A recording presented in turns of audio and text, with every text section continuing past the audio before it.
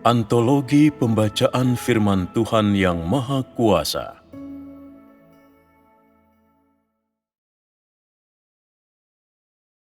Cara mengenal Tuhan yang di bumi.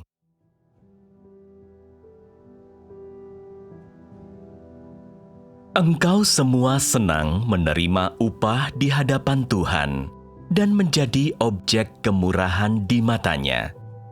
Ini merupakan harapan setiap orang setelah mulai beriman kepada Tuhan, karena manusia dengan sepenuh hati berjuang untuk hal yang lebih tinggi dan tidak seorang pun mau tertinggal dari orang lain. Inilah jalan manusia. Justru karena alasan ini, banyak di antaramu tidak henti-hentinya berusaha menjilat Tuhan untuk memperoleh kemurahan Tuhan yang di surga. Tetapi sebenarnya, kesetiaan dan ketulusan hatimu kepada Tuhan jauh lebih rendah daripada kesetiaan dan ketulusan hatimu kepada diri sendiri. Mengapa aku mengatakan ini? Karena aku sama sekali tidak mengakui kesetiaanmu kepada Tuhan, dan aku bahkan menyangkal bahwa Tuhan berada dalam hatimu. Jadi bisa dikatakan, Tuhan yang engkau semua sembah, Tuhan samar yang engkau semua kagumi, sama sekali tidak ada. Alasan aku dapat mengatakan ini dengan sangat pasti adalah karena engkau semua terlalu jauh dari Tuhan yang sejati. Alasan mengapa engkau semua memiliki kesetiaan adalah karena keberadaan berhala di dalam hatimu dan mengenai diriku, Tuhan yang tampak tidak besar maupun kecil di matamu.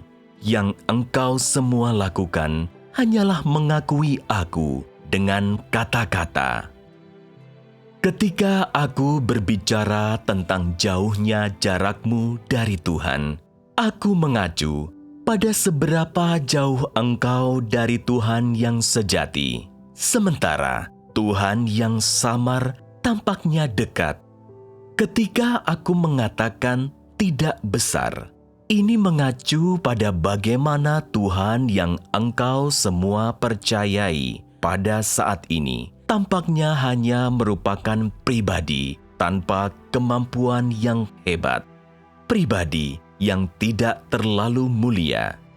Ketika aku mengatakan tidak kecil, ini berarti bahwa walaupun pribadi ini kau anggap tidak dapat memanggil angin dan memerintahkan hujan, ia dapat memanggil Roh Tuhan untuk melakukan pekerjaan yang mengguncangkan langit dan bumi, membuat manusia sepenuhnya bingung.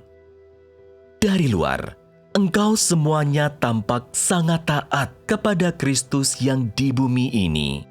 Tetapi pada hakikatnya, engkau tidak memiliki iman kepadanya, juga tidak mengasihinya. Yang aku maksudkan adalah bahwa pribadi yang benar-benar engkau semua imani adalah Tuhan yang samar yang ada dalam perasaanmu, dan yang sungguh-sungguh engkau kasihi adalah Tuhan yang engkau rindukan siang dan malam, tetapi yang tidak pernah engkau lihat secara langsung. Sementara bagi Kristus ini, imanmu sangat kecil dan kasihmu kepadanya bukanlah apa-apa. Iman berarti keyakinan dan kepercayaan. Kasih berarti pemujaan dan kekaguman di dalam hati tidak pernah terpisahkan. Namun, iman dan kasihmu terhadap Kristus yang sekarang ini sangat kekurangan hal ini. Ketika menyangkut iman, bagaimanakah engkau semua beriman kepadanya? Ketika menyangkut kasih, dengan cara apakah engkau semua mengasihinya? Engkau semua jelas tidak memiliki pemahaman tentang wataknya, apalagi mengetahui hakikatnya. Jadi, bagaimanakah engkau semua beriman kepadanya? Di manakah kenyataan imanmu kepadanya? Bagaimana engkau semua mengasihinya? Di mana kenyataan kasihmu untuknya? Banyak yang telah mengikuti aku tanpa keraguan sampai saat ini, dan selama beberapa tahun ini, engkau semua telah sangat lelah. Aku sepenuhnya memahami karakter bawaan dan kebiasaanmu masing-masing, dan sangat sukar untuk berinteraksi denganmu. Malangnya, meskipun aku memiliki banyak informasi tentang dirimu, engkau semua tidak memiliki sedikit pun pemahaman tentang aku. Tidak heran, orang mengatakan engkau semua tertipu oleh manusia di saat kebingungan. Memang, engkau semua tidak mengerti apa-apa tentang watakku, apalagi menyelami apa yang ada di dalam pikiranku. Sekarang, kesalahpahamanmu terhadapku merupakan penghinaan tambahan terhadap Luka, dan imanmu kepadaku tetap merupakan iman yang kebingungan. Alih-alih mengatakan bahwa engkau semua beriman kepadaku, akan lebih tepat mengatakan bahwa engkau semuanya hanya berusaha menjilat untuk memperoleh kemurahan hatiku dan mencari muka kepadaku. Motifmu sangat sederhana. Siapapun yang dapat memberiku upah akan aku ikuti, dan siapapun dapat memampukanku melepaskan diri dari bencana besar akan aku percayai, baik dia Tuhan maupun sembarang Tuhan.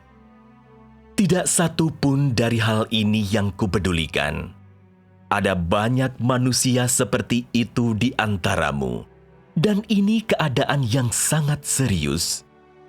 Jika suatu hari sebuah ujian diberikan untuk melihat seberapa banyak di antaramu yang beriman kepada Kristus, karena engkau memiliki wawasan yang mendalam tentang hakikatnya, aku khawatir tidak ada satu pun darimu yang akan lulus dalam ujian seperti yang aku harapkan. Jadi, tidak ada salahnya bagi setiap orang di antaramu untuk mempertimbangkan pertanyaan ini. Tuhan yang engkau semua imani amat berbeda dengan diriku, dan karena itu, apakah esensi imanmu kepada Tuhan? Semakin engkau semua percaya kepada Tuhan yang ada dalam bayanganmu, semakin jauh engkau menyimpang dariku. Lalu, apa inti dari masalah ini? Aku yakin tidak seorang pun dari antaramu pernah mempertimbangkan masalah ini. Tetapi, pernahkah keseriusan masalah ini engkau pikirkan? Apakah engkau semua memikirkan konsekuensi dari melanjutkan bentuk kepercayaan seperti ini? Sekarang, masalah yang ada di hadapanmu banyak, dan tidak seorang pun dari antaramu mahir menemukan solusinya. Jika ini berlanjut, satu-satunya orang yang akan kalah adalah dirimu sendiri. Aku akan membantumu mengenali masalahnya, tetapi terserah kepadamu untuk menemukan solusinya. Aku sangat menghargai orang-orang yang tidak menaruh curiga terhadap orang lain, dan aku juga sangat menyukai mereka yang siap menerima kebenaran. Kepada kedua jenis manusia ini, aku menunjukkan perhatian yang besar, karena di mataku mereka adalah orang-orang yang jujur.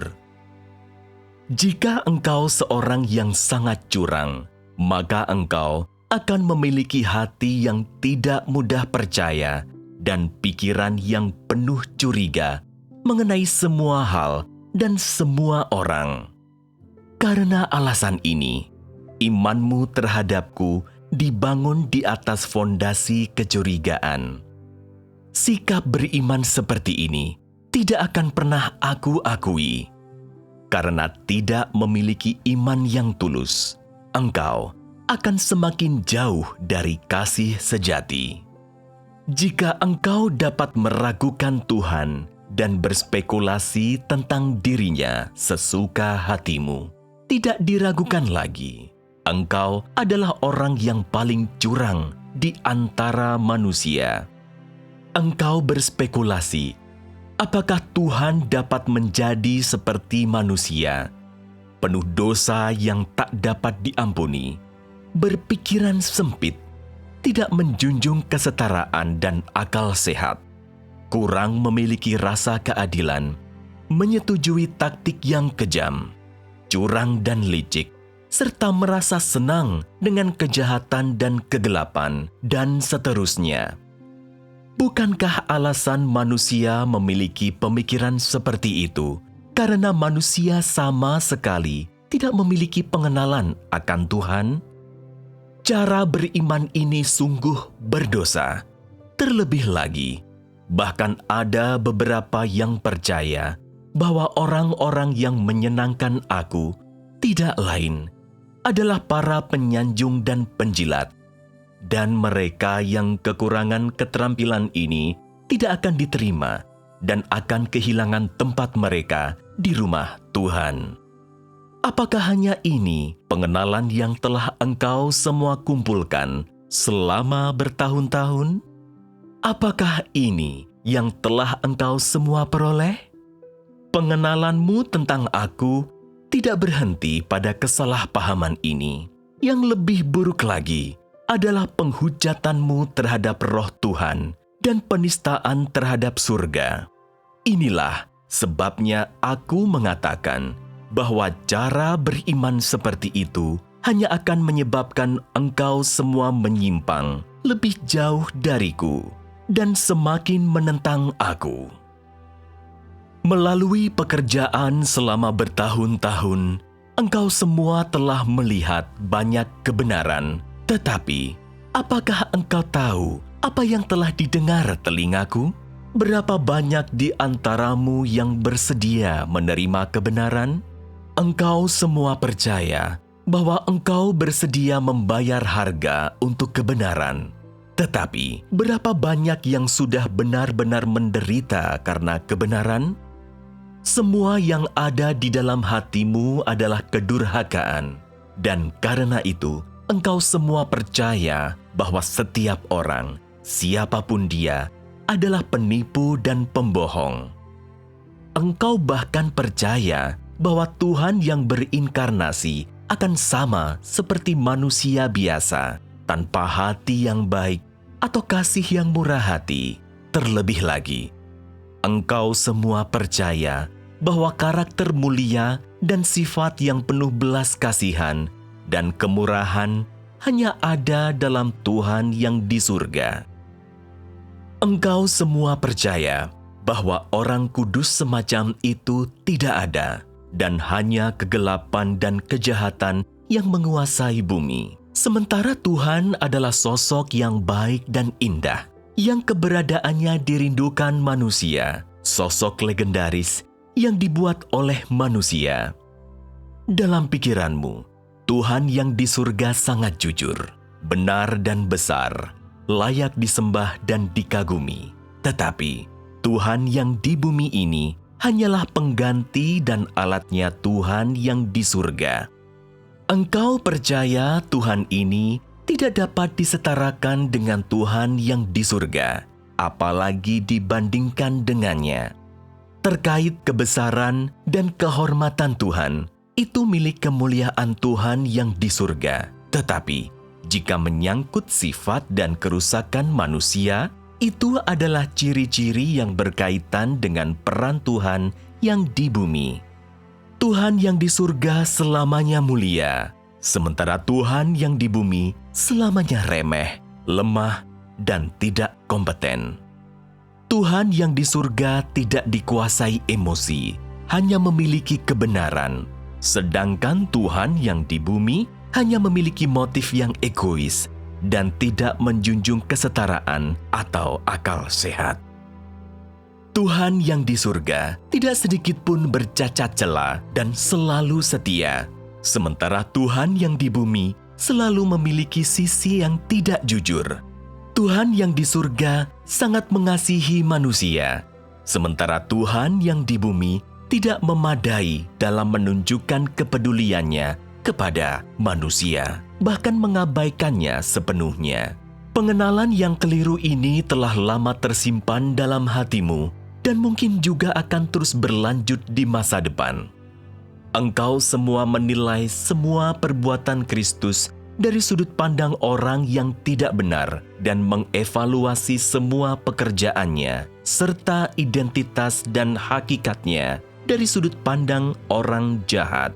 Engkau semua telah membuat kesalahan besar dan melakukan apa yang belum pernah dilakukan oleh mereka yang datang sebelum engkau. Artinya, engkau semua melayani Tuhan yang mulia di surga dengan mahkota di atas kepalanya dan tidak pernah memperhatikan Tuhan yang engkau anggap remeh sehingga tidak terlihat olehmu. Bukankah ini dosamu?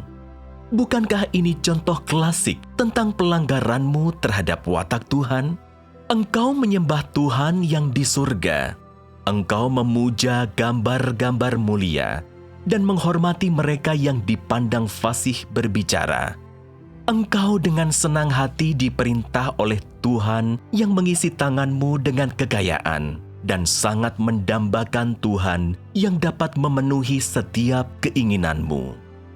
Satu-satunya yang tidak engkau sembah adalah Tuhan yang tidak mulia. Satu-satunya hal yang engkau benci adalah keterikatan dengan Tuhan ini yang tidak dapat dihargai oleh manusia manapun. Satu-satunya hal yang tidak ingin engkau lakukan adalah melayani Tuhan yang tidak pernah memberimu 1 sen pun, dan satu-satunya yang tidak mampu membuatmu merindukannya adalah Tuhan yang tidak menyenangkan ini. Tuhan seperti ini tidak dapat memampukanmu memperluas cakrawalamu, membuatmu merasa seolah-olah telah menemukan harta karun, apalagi memenuhi keinginanmu. Lalu, mengapa engkau mengikutinya? Sudahkah engkau memikirkan pertanyaan seperti ini? Apa yang engkau lakukan tidak hanya akan menyinggung Kristus ini, yang lebih penting lagi, hal itu menyinggung Tuhan yang di surga. Aku pikir ini bukan tujuan imanmu kepada Tuhan. Engkau semua sangat menginginkan agar Tuhan menyenangkanmu, tetapi engkau semua sangat jauh dari Tuhan. Apa masalahnya di sini? Engkau semua hanya menerima perkataan-perkataannya, tetapi tidak mau menerima penanganan atau pemangkasannya, apalagi menerima setiap pengaturannya agar memiliki iman yang utuh kepadanya. Lalu, apa masalahnya di sini? Dalam analisis terakhir, imanmu adalah cangkang telur kosong yang tidak akan menetaskan anak ayam, karena imanmu tidak membawa kebenaran atau memberimu kehidupan, melainkan membawa perasaan palsu akan rezeki dan pengharapan. Tujuanmu percaya kepada Tuhan adalah demi pengharapan dan kesan rezeki, dan bukan demi kebenaran dan kehidupan. Oleh karena itu, aku mengatakan bahwa tujuan imanmu kepada Tuhan tidak lain adalah mencoba untuk mencari kemurahan Tuhan melalui penghambaan dan rasa tidak tahu malu, dan sama sekali tidak dapat dianggap sebagai iman yang benar. Bagaimana mungkin anak ayam muncul dari iman seperti ini? Dengan kata lain, buah apa yang bisa didapat dari cara beriman seperti ini? Tujuan imanmu kepada Tuhan adalah memanfaatkan Tuhan untuk memenuhi tujuanmu. Bukankah ini fakta pelanggaranmu terhadap watak Tuhan? Engkau semua percaya akan keberadaan Tuhan yang di surga, tetapi menyangkal keberadaan Tuhan yang di bumi. Akan tetapi, aku tidak menyetujui pandanganmu. Aku hanya menghargai orang-orang yang selalu realistis dan melayani Tuhan di bumi, tetapi tidak pernah menghargai mereka yang tidak pernah mengakui Kristus yang ada di bumi. Sebesar apapun kesetiaan orang-orang seperti itu kepada Tuhan yang di surga, pada akhirnya mereka tidak akan luput dari tanganku yang menghukum orang jahat. Orang-orang ini jahat. Mereka adalah orang-orang jahat yang menentang Tuhan dan tidak pernah dengan senang hati menaati Kristus. Tentu saja, termasuk di antara mereka adalah semua orang yang tidak mengenal dan lebih jauh lagi tidak mengakui Kristus. Engkau percaya bahwa engkau dapat bertindak sesuka hatimu kepada Kristus selama engkau setia kepada Tuhan yang di surga. Salah. Ketidakpedulianmu terhadap Kristus adalah ketidakpedulian terhadap Tuhan yang di surga. Sebesar apapun kesetiaanmu kepada Tuhan yang di surga, itu hanya omong kosong dan kepura-puraan. Karena Tuhan yang di bumi tidak hanya penting bagi manusia untuk menerima kebenaran dan pengetahuan yang lebih mendalam, tetapi lebih berperan penting dalam penghukuman terhadap manusia dan sesudahnya dalam menangkap fakta untuk menghukum orang jahat. Sudahkah engkau memahami hasil-hasil yang bermanfaat dan merugikan di sini? Sudahkah engkau mengalaminya? Aku berharap suatu hari nanti engkau semua akan memahami kebenaran ini. Untuk mengenal Tuhan, engkau bukan saja harus mengenal Tuhan yang di surga, tetapi lebih penting lagi Tuhan yang di bumi. Jangan bingung menentukan prioritasmu atau membiarkan yang sekunder menggantikan yang utama.